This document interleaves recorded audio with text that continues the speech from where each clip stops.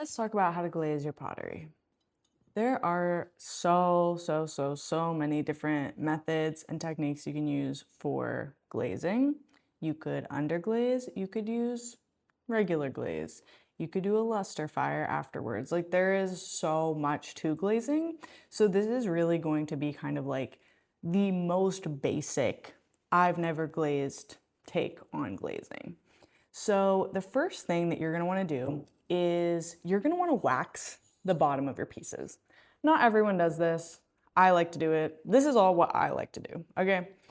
So to wax, the first thing I'm gonna do, can you see this? Okay, I'm gonna take a pencil, get some lead out. I'm gonna put it flat on the table and I'm going to run it along my piece. This is going to create a line for what we like to call glaze clearance. So you can see that I've got this pencil line.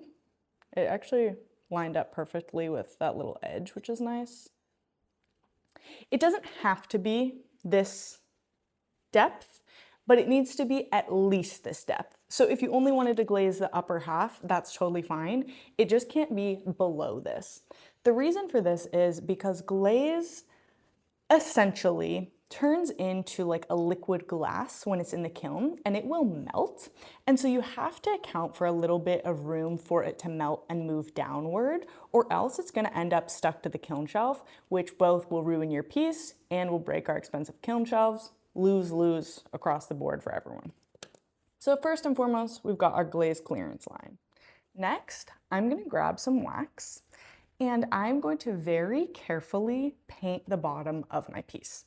I say very carefully because this cannot come off once it is on outside of putting it through a second bisque firing. So if you get wax where it's not supposed to be, there are like some ways you can get it off, but basically you're stuck with it there. And wherever you put the wax, glaze will not stick to your piece. No matter how hard you try, glaze will not stick there. So let's paint the bottom. Usually I like to dip into this and then wipe it off on the sides because it is very runny and it is pretty likely to drip. So that helps make sure you don't have too much on there. And you can kind of tell it's a little bit of a different color where I've painted it. It looks kind of wet or like a little bit darker. So now I'm gonna very carefully paint along this edge.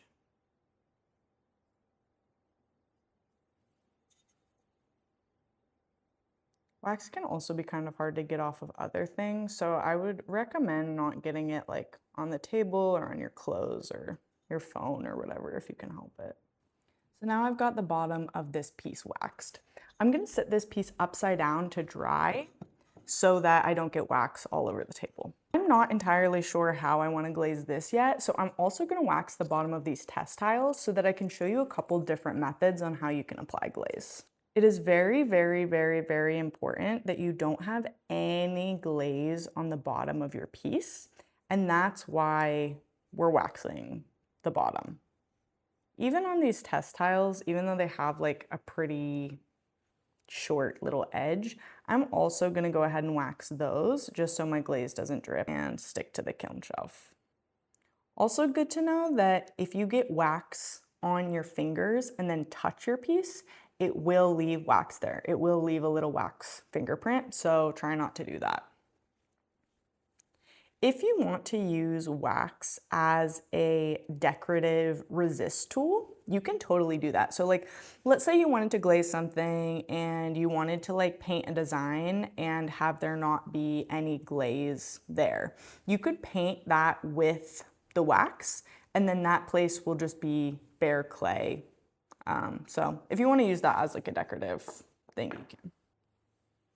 Now that I've got everything waxed, I'm gonna wash this paintbrush out with really hot water to make sure that it can melt all of the wax and that the paintbrush is like good to use for other things. Now we're gonna head over to the glaze area and pick out our glazes. So these back shelves are where all of the glazes are located, plus the clear is in this big 5-gallon bucket over here. So all of the ones on these upper shelves are glazes. And then these ones down here are underglazes that we use to refill the small containers on the shelves. There's a lot of information on the label of the glaze container. So for example, there is this one, terrazzo. It says cone 6, which is what we're looking for. It's food safe. And it also shows you the color that it's going to be. These are decently accurate, but also not perfect, so it is good to do your own tests or to look at our test tiles. We've also got a bunch of these smaller containers of glaze that you are also welcome to use. These ones we don't have test tiles for, as they're kind of a random assortment of ones that we were just gifted or ones that people brought in and just allowed everybody to use. So take a look at the labels on these. You can also often Google what a glaze looks like, and there will be people who have their results. It is also important to look out for any warnings. We do have a couple glazes that are not food safe. Typically they will say it somewhere. Most of them we do have labeled, but if you want to, look at the kind of general things on the label, that's also never a bad idea.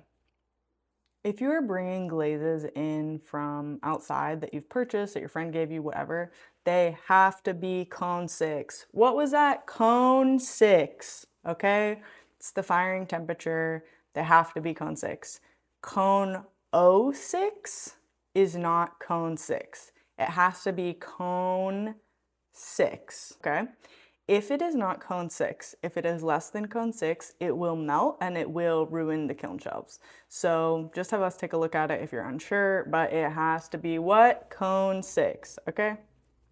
It's probably obvious, but any of the glazes that are in these small containers need to be painted on because obviously your piece isn't going to fit in there. Even if your piece is really small, these ones are all too thick to dip, so you're gonna have to make sure you're painting any of these little ones on. For the buckets up here, some of them you are going to be able to dip in. It's going to depend on a couple different things. One of the biggest factors that's going to determine whether or not you can dip is how much glaze is in the bucket. If there's only like a tiny bit of glaze in there, you're probably not going to be able to dip your whole piece in there.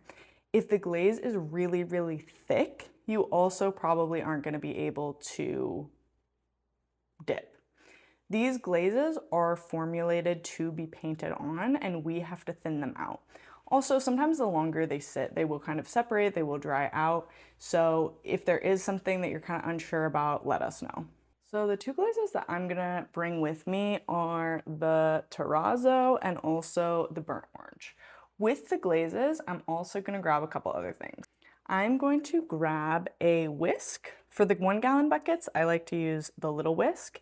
If I'm using the bigger one, you can use a bigger whisk or the drill, which I'll talk about later. I'm also gonna grab these tongs that I can use to hold on to my piece. I'm also gonna grab a bucket of water and a little sponge. I brought all of this back to the table with me. I've got my water, my sponge, my tongs, my whisk, and my glazes.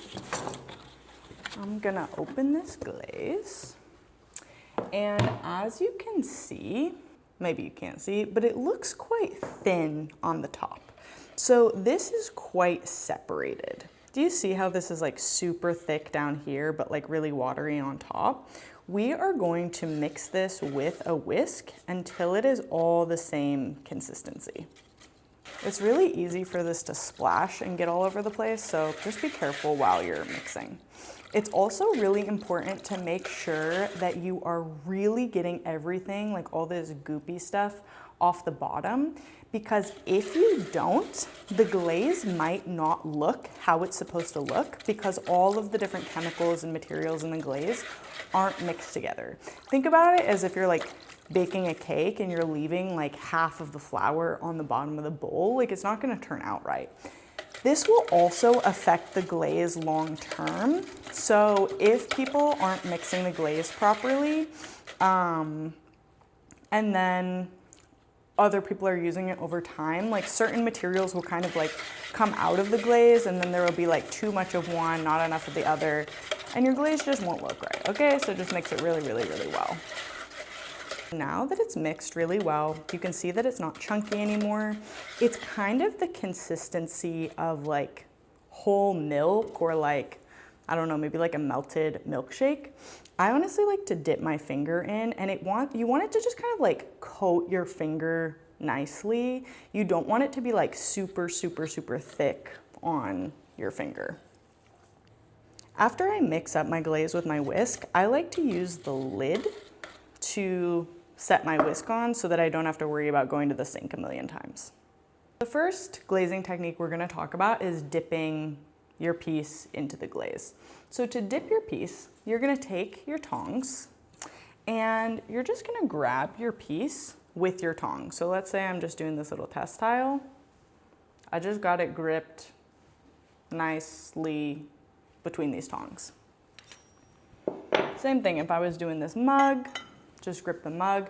You wanna do it on a sturdy part of your piece. I would never wanna like try to grip the handle. It just is kind of like slippery, you might drop it. You also don't wanna do like something like this. That just seems like unstable. You just wanna make sure you've got like a nice solid grip on your piece. You can shake it around, it's not going anywhere.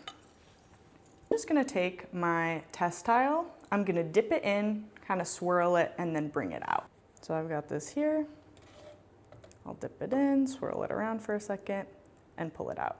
This top side is the side that has the wax on it, so you can see that it's already starting to resist. This top side is the side that doesn't have wax on it. Might have gotten a little drop of wax on the corner, that's why there's not glaze there. It will take a second to dry. I will typically just rest it on the table with the wax side down and then let it dry like that. It does usually dry pretty quickly, like within a matter of a couple minutes, but you just want to make sure that you're not touching the glaze before it's dry, because that can kind of take it off or leave fingerprints or just kind of mess up your glaze generally. Mine is looking pretty dry on the top, and then the bottom where we had wax is still really wet. And so that part doesn't need to dry. It's actually easier if it's like not quite dry. So like I've said many times, you cannot have any glaze on the bottom of your piece.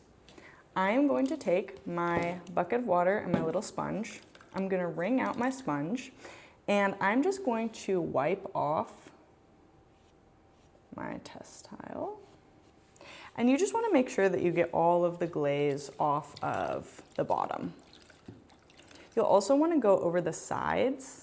Anywhere that you put that wax resist, you just wanna make sure that you wipe off.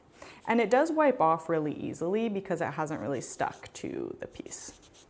If you have forgotten to wax your piece, you still can get the glaze off. You just have to scrub a little bit harder.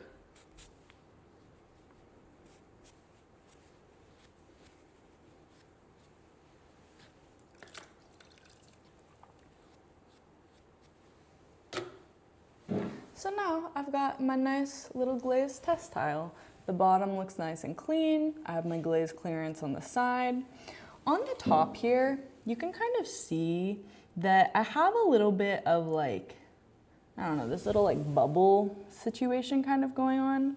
To fix this, you can do what's called finger sanding. So I'm just gonna take my finger and just kind of sand over this a little bit.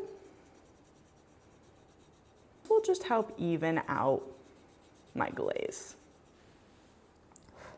It's not perfect, but it does look significantly better than the other one. If you ever have little bubbles like this or like little pinholes, you can just do this and help kind of even things out. Now we're gonna talk about dipping and also painting glaze. It is very important that you wash your tools for glazing between each time you mix up a glaze. So I definitely don't want to mix my dirty tongs and my dirty whisk into a different glaze, because that's gonna contaminate the other glaze. It's good to have your whisk nearby because it will settle as time goes on. So it's nice to give it kind of a refresh as you go. So I'm gonna go wash these off and then we'll switch to a different color. Actually, before I do that, I decided that I do want to glaze this mug in this color, so I'm gonna dip this one as well. This was, I know, this actually already looks quite similar, which is kind of funny, but this was a red clay, so that's why the clay color looks so different. Grab this with my tongs. I'm gonna dip it in, make sure it gets fully coated and that I coat the inside.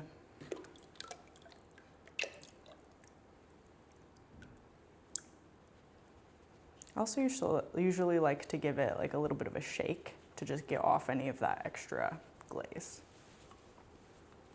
Because this one I have pretty firmly in my tongs, I'll just go ahead and wipe off while I've got it here.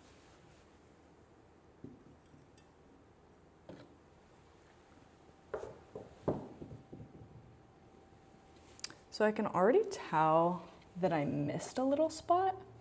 I can either just dip this back in, which is probably what I'll end up doing, or depending on the spot, you can dip your finger in and just kind of dab it on your piece. I'll do that for these little marks from my tongs. Depending on the glaze, some are more forgiving than others. Some, it doesn't really matter if you have like drip marks. Some, it will matter more. The clear is very, very forgiving. I honestly don't make very much stuff anymore, so hard to say about the other ones, so I guess we'll find out. But just something to keep in mind. I have rinsed off my tools. Now I'm gonna mix up this terrazzo glaze, which is kind of like a white speckled glaze. So as you can see, this glaze is quite low, which means I'm not gonna be able to dip bigger pieces in. I could probably dip my test tiles because they're so small, but I'm gonna show you how to paint on glaze instead. Depending on the size of your piece, you'll wanna pick a brush that feels appropriate. These ones with the bamboo handles are really nice for putting on glaze, and they're very they just give like a very nice, light, even coat. So I do really like to use these guys when I'm doing bigger pieces. However, these are quite small, so I'm just gonna use a regular brush. So basically, I'm just gonna paint it on as I would paint anything normally.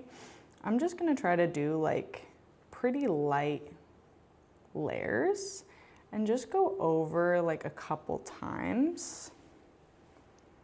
So this, I would say, is about like, I don't know, 1.5 to maybe 2 coats. I'm gonna let this dry and then I'm gonna do a second coat. It's when you're painting the glaze on, it will depend how thick the glaze is, but it's usually recommended to do 3 coats for a nice strong coverage. If you only do 1 or 2, it will often be quite streaky and not look super good, so just make sure that you get it thick enough. The thickness that you're going for is approximately like the thickness of a postcard. I often like to do the other direction for every other layer. So if I've been doing it up and down, I'll kind of turn my piece and do it the other way just to make everything a little bit more even. So that was my 3rd layer. I was pretty careful with painting it on, and I don't think I have to wipe anything off with a sponge, but you can check on that and do that if you need, but that's how to paint it on. This was so small, it wasn't super important, but it is important to keep track of where you've painted and how many coats you've done, because you're not always gonna be able to tell once it's on there. Not least, we're gonna talk about how to put glaze on your piece with a sponge. This is something that I really like to do for matte glazes. I find that matte glazes, not all of them, but a lot of the time, they'll just be like very, very finicky. And I find that when I sponge on my glaze, it gives me the most control and like the most even coat. This color that I'm doing is blue jeans, which is notoriously kind of finicky. It either looks really, really good or really, really bad, which I think is often the case with a lot of glazes. But I feel like these days there's like some really good, solid, consistent ones. I wouldn't know, I like literally only use clear, but that's what I've been told. So I'm just gonna take my piece. I'm going to either get a dry sponge or have a sponge that I wrung all of the water out of. And I'm just gonna dip into the bucket and just start dabbing it on.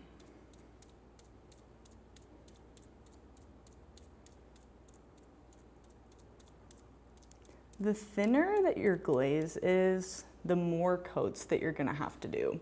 With sponging, I feel like sponging is kind of like the lightest or like the thinnest coat.